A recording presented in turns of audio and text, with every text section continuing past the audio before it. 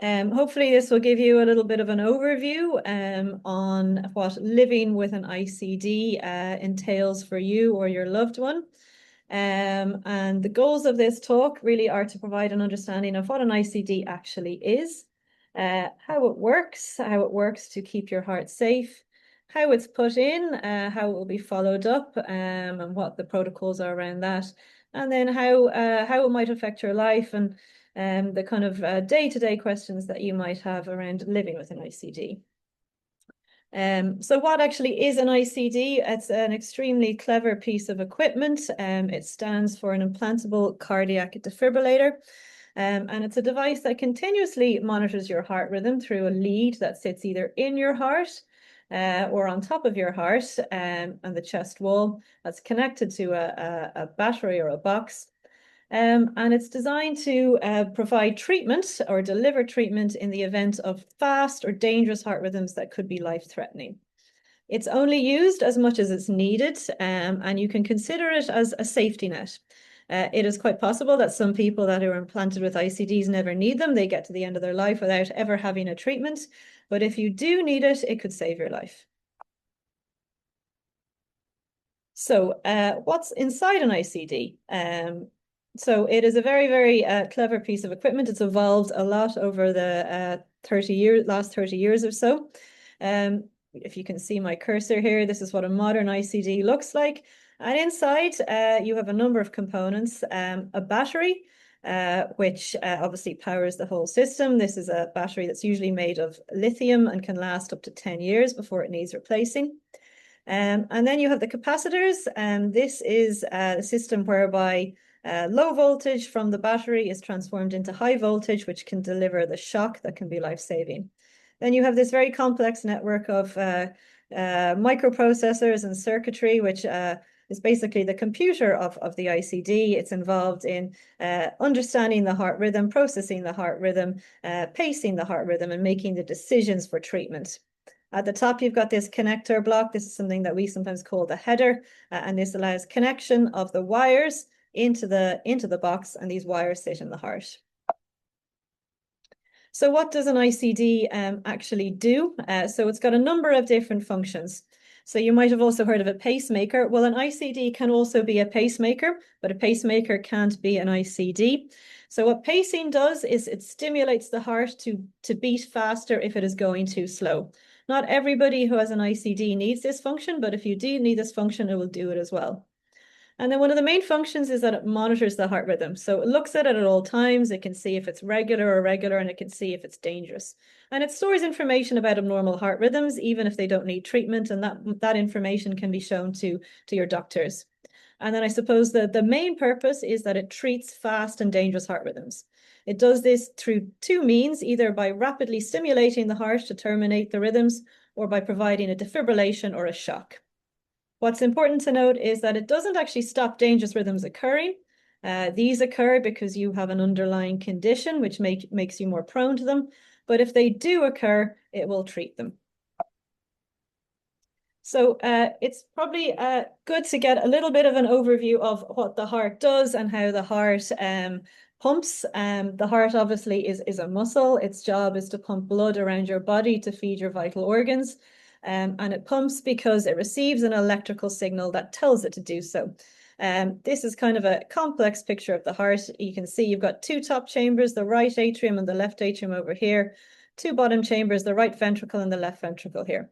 The bottom chambers, the ventricles, are the really important ones. They're the ones that pump the blood out of the heart. The top chambers are like the feeder chambers. And you can imagine that in the heart, there's like an invisible network of electrical cords. They're shown in yellow here, and they allow the electricity to pass through the heart to tell it to pump. So the electricity starts up here. It passes through the top chambers. They squeeze. It passes through these networks, and the bottom chambers squeeze. And what you get, if you look at an ECG, this is what normal heart rhythm looks like. Nice, regular, steady. Each little blip on the ECG is the top chamber squeezing, and each sharp spike here and here are the bottom chambers squeezing. So what happens if the heart rhythm goes wrong? Well, there's two types of heart rhythms that we really worry about that can be very serious, and if untreated can be fatal. And these are the rhythms that the ICD is intended to treat. So the first one is a thing called ventricular tachycardia. This is a fast but regular heart rhythm that comes from the bottom chambers of the heart. So an electrical impulse is overdriving the normal heart rhythm. And on the ECG, you see that the spikes are occurring closer together. They're faster. If this is left untreated, a patient will probably become unwell, may pass out. The device, your ICD, will recognize this, and it will initiate, firstly, a type of treatment called ATP. We call this anti-tachycardia pacing. And this is basically fast, repetitive pulses to try and break this cycle of this fast rhythm. If that doesn't work, eventually it will defibrillate the heart. It will give it a single stronger pulse to reset the heart rhythm. And that's what a shock is. The second type of heart rhythm that we worry about that the ICD treats is ventricular fibrillation.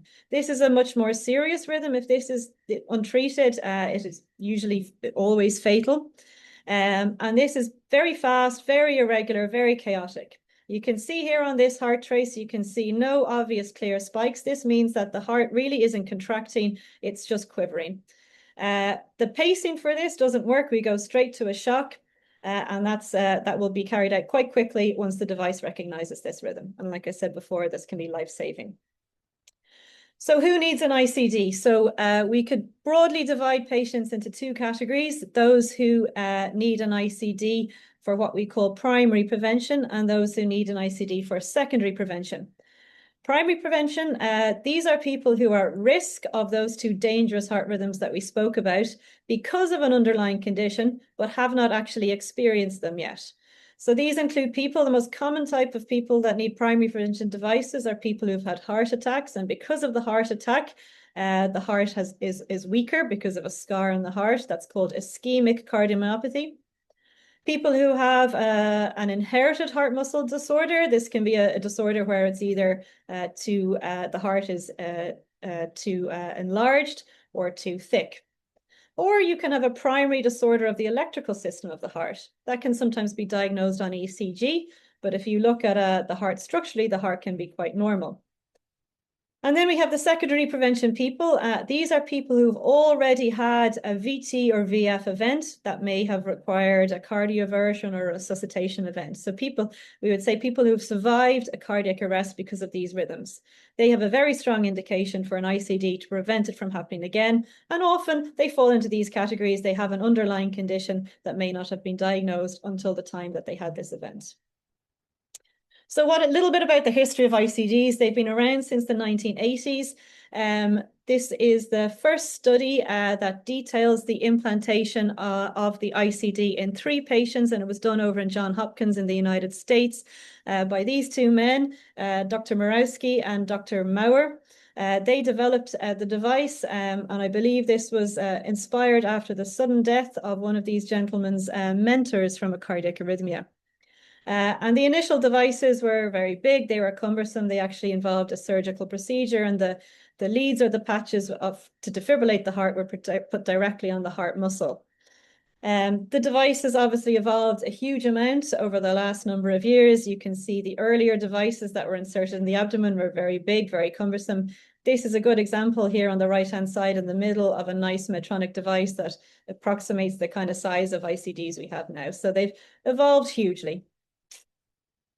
So the big question is, do they work? And obviously to ascertain that, you have to study it. So there's been quite a lot of studies looking at this over the last 30 years. They were carried out in the early 90s and early 2000s. So a lot of you may have heard of the New England Journal of Medicine. This is probably our most high impact medical journal. Studies only get published in this if they are very, very rigorous, very robust, if they are involve large amounts of patients, and if they are expected to be practice changing. And you can see that we've had a huge amount, or a lot of studies looking at ICDs have been published in the New England Journal of Medicine. This looks specifically these trials were looking specifically at patients with needing secondary prevention devices. This curve here, this is a thing called a Kaplan-Meier curve, or a survival curve, and it looks at the proportion of patients surviving over time. And patients in this trial were either designated to have a defibrillator or just to have drug therapy after they had a previous VT event. And you can see that over time, patients who had the defibrillator had a higher rate of survival than those with drugs. This is a further follow-up study that showed the same thing. And then two further New England papers looking at the same question in people for primary prevention, i.e. these are preventative devices in people who are at risk but have not had a previous event. Again, very strong indication that defibrillators prevents sudden death from cardiac arrhythmias. And there's been lots more studies that have shown the same, but we can say that we've got a really, really robust evidence that these work, they save lives. So what are the types of ICDs that you can have? Well, they're evolving all the time, but I suppose there's probably two main types that I'm going to talk about today.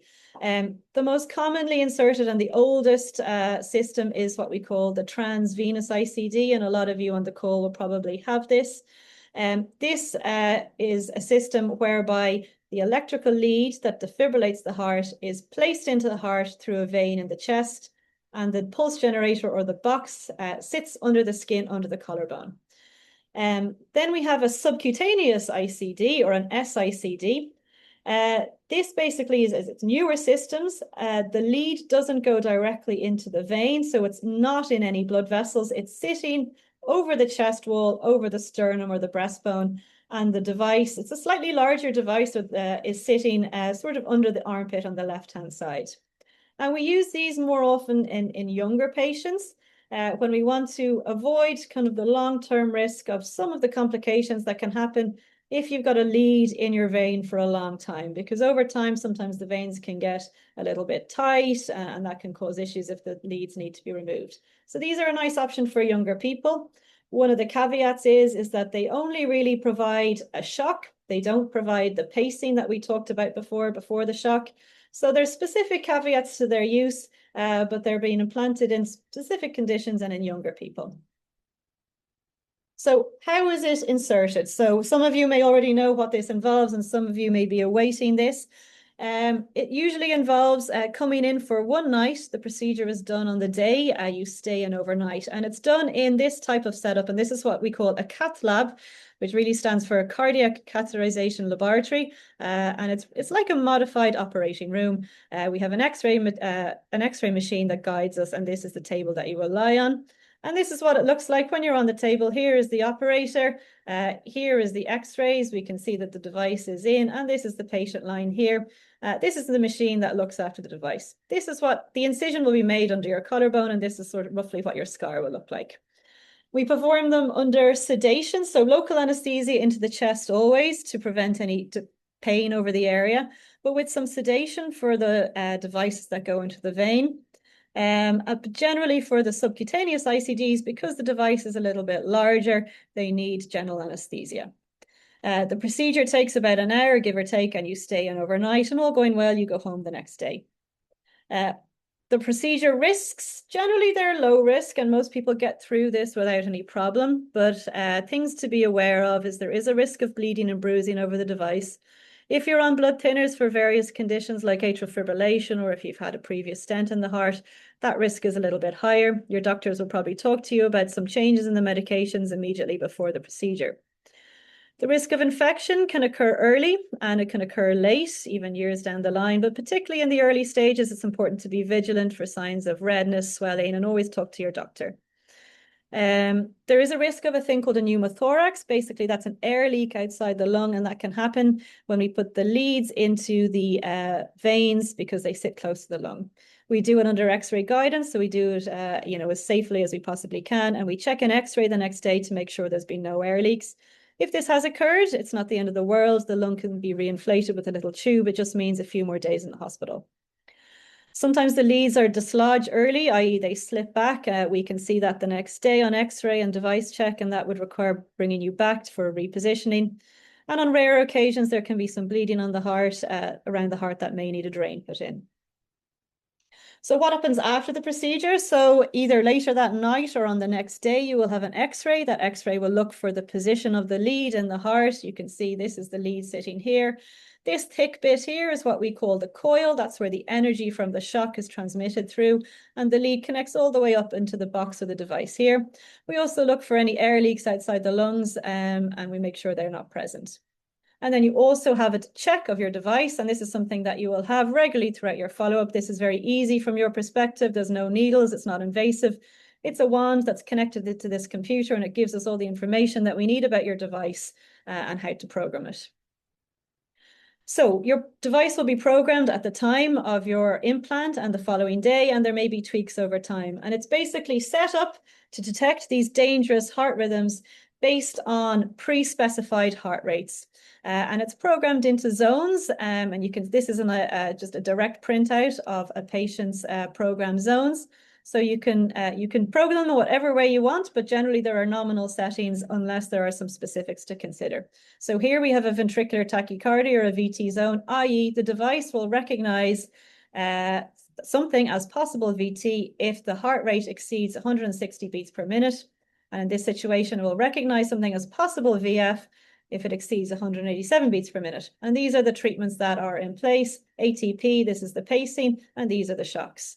And the programming of your device depends on what your heart disease is and if you've had prior VT and how fast it's gone. That will be followed up continuously and monitored continuously over the time course of your life. So a few do's and don'ts after the procedure, all sort of common sense stuff. So we'd advise you to keep the wound covered and clean and dry for the first 1 to 2 weeks, particularly keep it covered when you're showering. Your doctors or nurses will give you some hopefully waterproof bandages to go home with. And if you do have any concerns about the wound, get in touch with your doctor. Depending on where the center you've had to put in, you may have some strips over the wound. Generally, you won't have any sutures to remove. They are all dissolvable. In terms of don'ts, we tell you to avoid really soaking the wound, so that's baths or swimming, until it is fully healed. So at least I usually tell patients to wait until they've had their checks at 6 weeks' time and we've had a look at the wound. Don't lift any heavy objects or don't excessively move your arm, the affected arm, and most of these go in on the left side for 6 weeks because that will reduce the risk of the lead slipping back. And then avoid rubbing the area or wearing very tight or abrasive clothing. I also tell patients to avoid rubbing lotions, creams into the area. Just keep it clean and dry and treat it with respect. So what about the monitoring and the follow-up? So that varies a little bit center to center, but generally the monitoring of your device will take the form of in-person checks, remote checks, and then device alerts that your device will transmit to us. So in-person checks, a typical schedule where I work in the Blackrock Clinic, you have a check at day 1, you have an in-person check at 6 weeks, 6 monthly, and then yearly thereafter. But that changes a little bit center to center, and here in the Mater, it's a little bit different as well. Remotely, so you will be connected either via a phone app or a monitor that you take home for remote checks, whereby the device transmits automatically at scheduled times to our clinic and gives us information about any underlying rhythm issues and how the device itself is functioning. And then there's alerts. So these are non-programmed transmissions. If something has happened on the device, if you've had a new rhythm problem, or if there's any issues with the leads, the device itself will send that information to us and alert us about that. So just a little word on remote monitoring. Everybody who has an ICD will be set up for remote monitoring. Traditionally, this was done through these kind of home monitors, which a lot of you may have seen. This is a Medtronic one. Other people have Boston or Abbott ones that you plug in beside your bed and you keep turned on. And that allows a transmission of data from your device into the monitor, which will then at scheduled intervals transmit it into our clinic. And it will tell us about changes in the leads, if there's any problems with the leads, if there's any changes in the heart rhythm, or of course, if you ever have a therapy, so if you get a shock, it will allow us to see that. More recently, 2 of the main manufacturers have developed apps whereby all of this can be done through a phone app, which is obviously a really neat way of doing things. And if you have that on your person, that will allow transmission of your data into the clinic. Just a little bit about the home monitors. So we can request transmissions at set times. Usually we schedule them for 3 monthly. If something happens, such as alerts, they will automatically be transmitted. If you're away from your monitor, or if you have a phone monitor and you lose connectivity, if you don't have Wi-Fi or Bluetooth, Don't worry, it's not going to affect the functionality of your device. Your device will still absolutely treat you.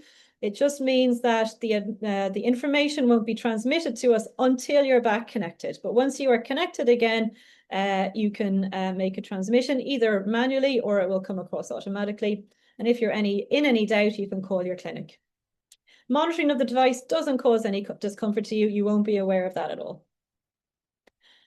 So lots of people want to know about shocks. Some of you may have had shocks, some of you don't. There's obviously a degree of apprehension or fear about the possibility of shocks. What do they feel like? A lot of you on this call will probably be able to tell, will know about this more than I do. Usually feels like a bang or brief bang in the chest. It can occur without warning, or sometimes people can feel palpitations or can lose consciousness beforehand.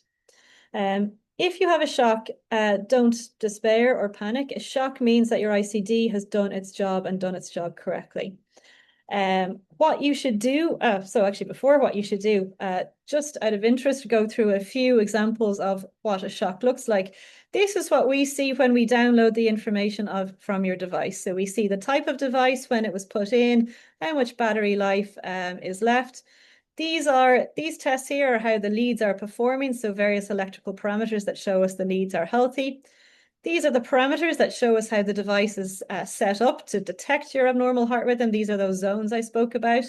And then we can see what episodes you've had and what therapies have been delivered. So in this situation, this person has had five episodes that have required ATP, that's the fast pacing, but haven't required a shock.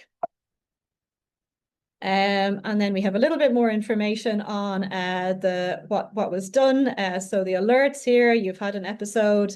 This is a therapy that's been delivered. And this is what it looks like. So this is the printout we get of the heart rhythm. You can remember the heart rhythm traces I showed you earlier on. So this is VT, okay? So fast, regular rhythm. It's faster than it should be. Here, the device has recognized it, so it's called it VT. It's decided to give it ATP, that's fast stimulation. This is what it's doing, stim, stim, stim, stim, stim. It hasn't worked, it's still going. It gets a little bit faster, so it goes again, and this time it stimulates it a little bit faster, and here it's broken it. You can see that it's going slower, so it's successful treatment of VT, ventricular tachycardia, with ATP into normal rhythm. So that's successful device therapy. This is an example of a shock. So here, this is a different type of a device. It looks a little bit different. Here we see fast rhythm. It's recognized by the device. It decides to give it ATP. It doesn't work. It's still going. And then at this point, it meets the criteria for a shock here, and it's broken it. So you've got VT ongoing and then successful delivery of a shock. So what do you do if you get a shock? So like I said, don't panic. It depends a little bit on the situation and how you feel. So if you feel well, but you're aware that you've had a bang, but no weakness, loss of consciousness, and no other symptoms, do contact your doctor or your hospital as soon as possible, and they will arrange some type of follow-up. They may bring you in directly, or they may contact you over the phone. They will also look at the device data to confirm that the shock has occurred. When you should seek immediate medical attention, i.e. call an ambulance, is if you have lost consciousness, if you feel unwell afterwards, if you have chest pain, shortness of breath, and if you have more than one shock in 24 hours, always come in. If in doubt, basically, if you're not sure, if you feel okay, but you really don't know, best to err on the side of caution and seek attention. Also, do not drive. So after a shock, you should not get in the car. If you're alone, you should call an ambulance, but also call somebody that is close by to you. Sit down, take it easy. So what will the team do after you get a shock? So they will usually bring you in, or they can do it remotely if you're feeling very well. The first thing they will do is look at your device and confirm that what you thought was a shock was actually a shock. They will confirm that the shock was appropriate. So this means that it treated what it was supposed to treat. Sometimes on occasion, the device can give a shock for different types of rhythms or different reasons that don't actually require a shock, in which case we can make programming changes or give you medications to try and prevent that from happening again. After that, we will review how you are. We will, look at your overall health. Has anything else been going on? Your medications. and we will discuss potential treatment changes for you. What those treatment changes may be, first thing, to look at your device. Is there anything we can do to prevent shocks? So the less shocks you have, the better. We like to get things treated with ATP as much as possible. So we'll have a look at the device. We'll see, is there anything we can tweak, anything we can change to either prevent shocks or treat it in another way. If not, or in conjunction with that, we will talk about potentially intensifying your medication. A lot of you will be on tablets called beta blockers. Some of you may be on a tablet called sotalol, mexilitine, or amiodarone, and all those tablets can be changed or up titrated if needs be. In certain circumstances, if you are having a lot of shocks or a lot of VT, you may be eligible for a procedure called an ablation. I'm not going into this today because it's a whole other talk, but that is a procedure whereby we aim to go up into the heart with a catheter and try and get rid of those electrical impulses that are causing the VT. And then a very, very small proportion who are quite advanced may be considered for more advanced strategies. So moving on to living with your ICD, and I've kind of broken this down into sort of the items, normal day-to-day items that might affect it, medical interventions and scans, driving, traveling in airports, sports, and sexual activity. So there's loads of household items that you may need to consider. And these are items that may contain a magnet. A magnet can interfere with the working of your ICD, and it is always best to keep magnets away from your ICD. Now, lots of things that you have at home may contain magnets that you're not aware of. And I suppose the relevant ones that we talk about are mobile phones, headphones or earbuds, devices emitting Wi-Fi or Bluetooth, such as big speakers, and electric toothbrushes or shavers. So for mobile phones, they're absolutely safe to use, but you should try and use them on your right side. So don't answer the phone on your left ear. We generally say keep a 6-inch rule, so keep them away by 6 inches. And for men who have breast pockets, avoid putting the mobile phone over the device on that side. Headphones and earbuds are also safe to use, but it's best to not have them draped around your neck because they then sit a little bit close to the device. Same for speakers, just avoiding getting too close. And then electric toothbrush and shaver, if you're using it properly, it's not going to get too close, but they are safe to use. Other household items that maybe you need to keep a little bit further away from, and some of these include, garden tools. So cordless power tools, chainsaws, leaf blowers, and electric fences. Most people hopefully won't go too close to an electric fence anyway. If in doubt about any of these, it's usually a good idea to discuss things in a case-by-case with your doctor and with your device clinic. A lot of you will be issued with quite comprehensive booklets issued by your company, which will have quite an exhaustive list of all the devices and what you can and can't do. Things to keep further away, 2 feet away, arc welders, police antennas, and induction hobs. So this is one that can sometimes come up as an issue. Generally advise staying 2 feet away from an induction hob because it can interfere with the functionality of your device. So that means get your partner or somebody you live with to do the cooking.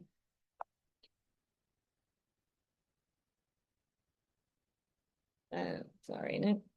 Things to avoid. So magnetic mattresses or pillows, which is something I didn't really know existed, but these seem to be kind of in vogue at the moment with a lot of potential benefits or purported benefits in terms of better sleep, improved circulation. Unfortunately, because they contain a magnet and emit an electromagnetic field, these are not safe.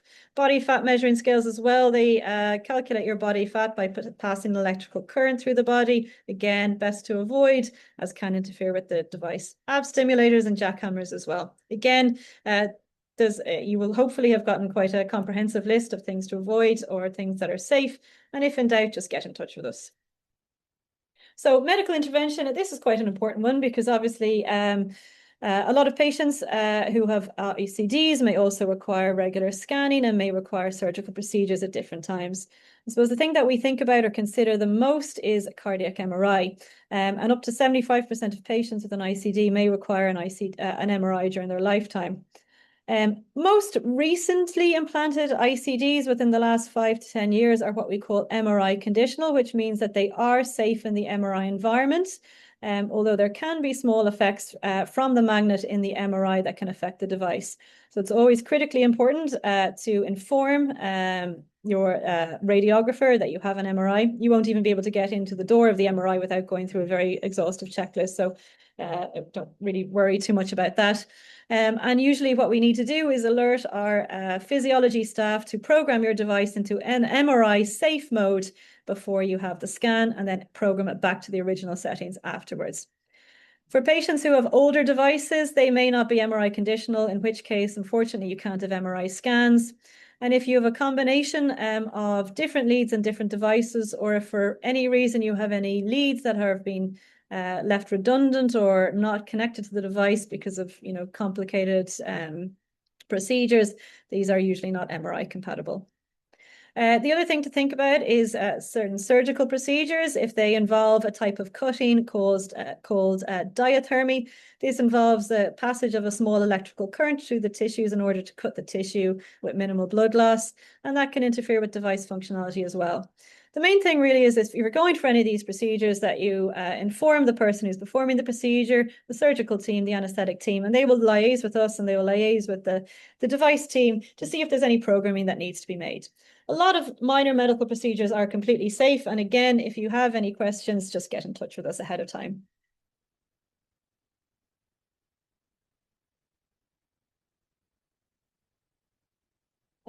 So driving, this is obviously quite a big issue, and there are concise guidelines from the Road Safety Authority and the NDLS on this. And we categorize our, I suppose, our license holders into Group 1 license holders, which are most of us really those who drive a car, and also include people who drive a motorcycle or a tractor. And then the commercial vehicle drivers. So these are Group 2 license holders, bus or lorry drivers. So I suppose that these are screenshots taken from the driveline, the guidelines about driving. They are somewhat involved. Basically, for a primary prevention device, i.e., if you have a device inserted for preventative reasons, if you haven't had a previous event, you're permitted to drive 1 month after implant, everything going well, if you have a Group 1 license. For patients who have had a device implanted for secondary prevention, i.e. they've had a VT or a VF, they shouldn't drive for 6 months after the implant. And if you have any shocks, you shouldn't drive for a further 6 months. Now, if there's ongoing shocks or significant incapacity, that period goes out. But always talk to your doctor about that. Group 2 drivers, so people who drive buses or lorries for a living, unfortunately, are not permitted to drive if they have an ICD because of the risk to those around them.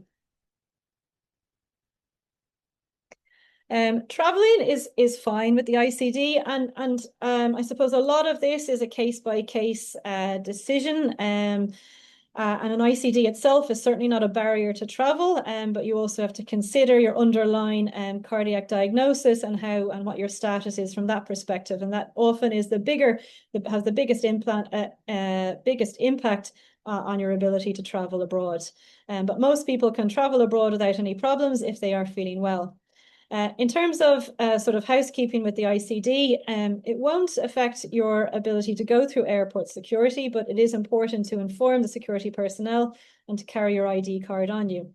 It's okay to go through the archway, but don't linger excessively, go through there relatively promptly.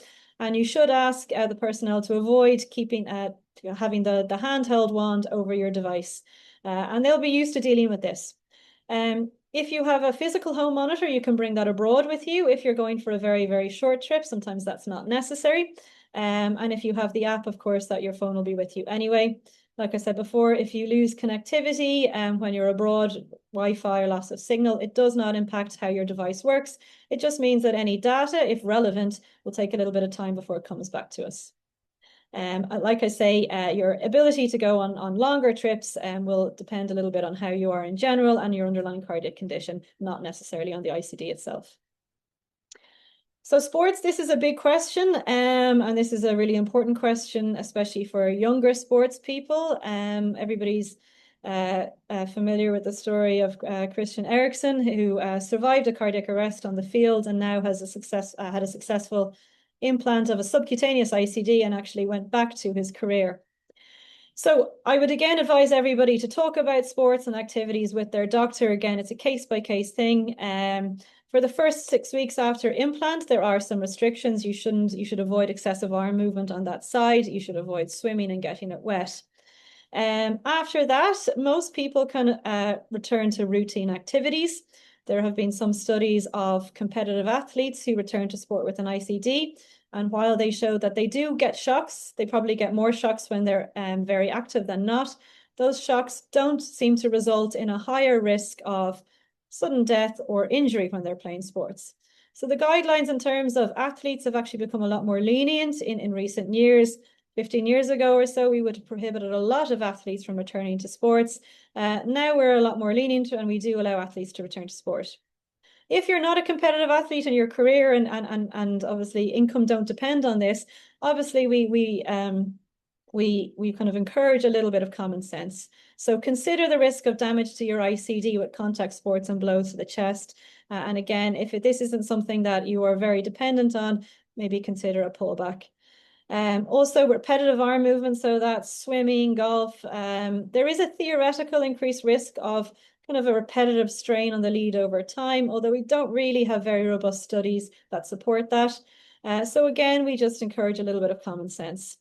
High risk sports, some are prohibited, scuba diving for one, only in very exceptional circumstances, but some are possible. But again, talk to your doctor, and a lot of this also will depend, your ability to return to sport will also depend on how well you are and what your underlying condition is, because not every two people with an ICD are the same, and obviously the indications for ICDs varies quite dramatically.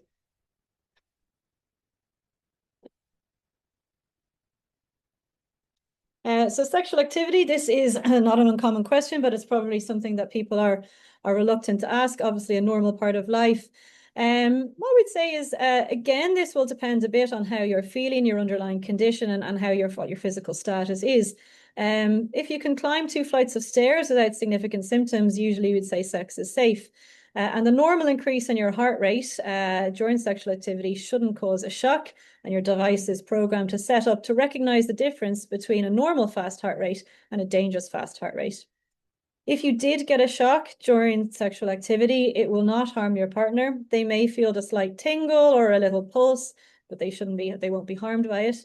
And obviously, if this does occur, like you would for any shock, talk to your doctor. We'll have a look at your device. We'll see if there's any way we can program around it and do anything to minimize the risk in the future. But our aim for people with ICDs is that they return to normal living and that this is not a hindrance to their life. This is merely a safety net. For the first 6 weeks, of course, when the device or when the wound is still healing, we would always encourage to avoid excessive friction over the area. And then finally, to talk a little bit about end of life. And this isn't important, but it's often a difficult discussion to have. And it's only applicable in a certain amount of cases. So as you reach the end of your life, or if you develop another type of condition that might be terminal, it's important to discuss the need to keep your ICD on. And it is possible to turn off the therapies, i.e. turn off the ability of the device to give shocks, which could cause some distress later on in the end stages of illness. But you can keep the pacing function on as well. So it can be, it can be monitored and it can be adjusted according to your needs. And this is something that will be discussed with yourself, with your doctors, and with your family to make the best decision for you. It's also important to note that turning off therapies is reversible, and if the situation changes or improves, that situation can be readdressed, taking into account your own wishes, of course. So just to conclude, your ICD is your safety net. A shock means that it's doing its job well, although we do like to keep those shocks as low as possible. And we would like people to not view an ICD as something that disables them. It's something that should enable them and give them some reassurance and peace of mind. And the goal for all patients with ICD is that they're able to enjoy as good a quality of life as possible. So thank you very much.